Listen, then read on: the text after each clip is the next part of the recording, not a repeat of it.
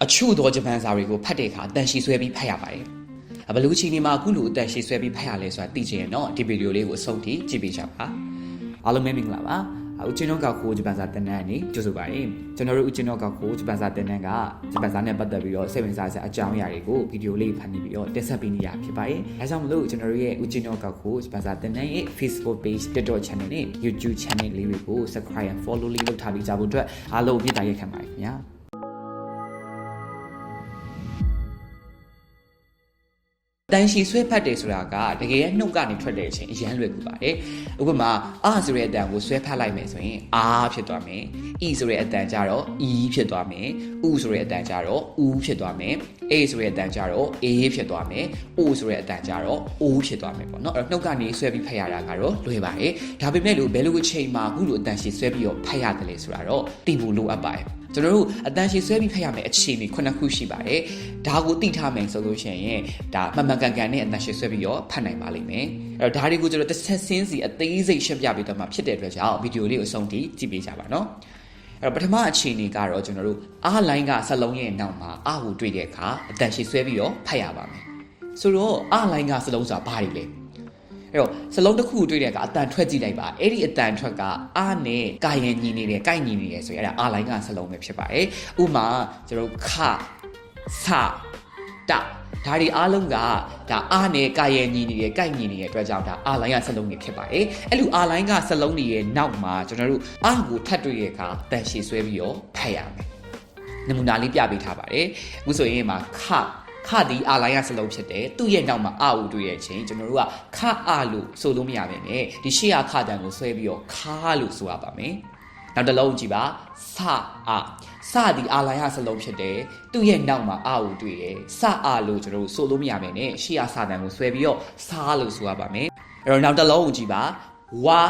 အာလိုင်းကစလုံးမှာသူ့ရဲ့နောက်မှာအာကိုတွေ့တဲ့အခါဝါအာလို့ဆိုလို့မရပါနဲ့ဒီရှေ့ကဝါတန်ကိုဆွဲလိုက်တော့ဝါဖြစ်သွားပါတယ်နောက်တစ်ခုကိုကြည့်ပါ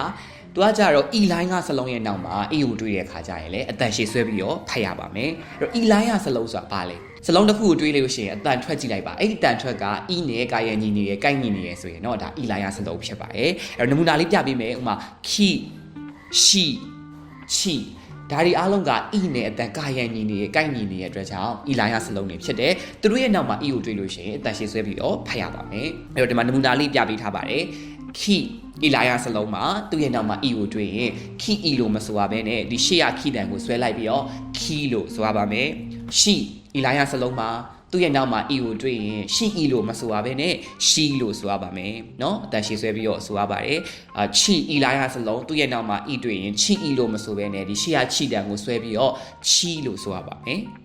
ဒါဆိုရင်ဒါ e line တွေ့ရပါပြီနောက်တစ်ခု u line ကစလုံးရဲ့နောက်မှာ u ကိုတွေ့ရင်လည်းအတန်ရှည်ဆွဲပြီးတော့ဖတ်ရပါတယ်အဲ့တော့ u line ကစလုံးဆိုတာဘာကြီးလဲအတန်ထွက်ကြည့်လိုက်တဲ့အချိန်မှာ u နဲ့အတန်ကာယံညီနေရယ်ကိုက်ညီနေရယ်ဆိုရင်ဒါ u line ကစလုံးဖြစ်ပါတယ်အဲ့တော့နမူနာဆိုရင်ခုစ